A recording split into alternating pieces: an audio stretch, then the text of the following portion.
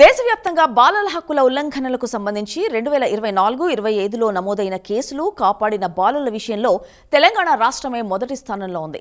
ఈ విషయాన్ని child protection అనే స్వచ్ఛంద సంస్థ రూపొందించిన నివేదిక వెల్లడించింది.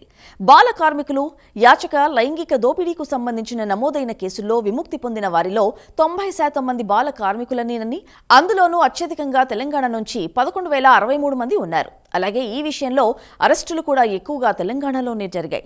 దేశంలో రెస్క్యూ ఆపరేషన్లు 27,000కు పైగా జరిగితే ఒక్క తెలంగాణలోనే 7,000కు పైగా జరిగాయి. యూపీ, రాజస్థాన్, మధ్యప్రదేశ్ రాష్ట్రాల్లో 2,000కు పైగా రెస్క్యూ ఆపరేషన్స్ జరిగాయి. ఈ ఆపరేషన్స్లో 85% బాలలు, బాలికలవే.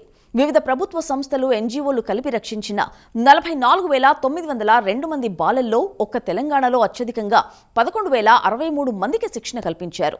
మహారాష్ట్రలో 5,974, గుజరాత్లో 3,847, యూపీలో 3,804, బెంగాల్లో 2,588 మందిని రక్షించారు. మొత్తంగా ఈ నివేదిక బాల కార్మికుల సమస్యపై తెలంగాణ ప్రభుత్వం చూపిస్తున్న శ్రద్ధను వెల్లడిస్తోంది.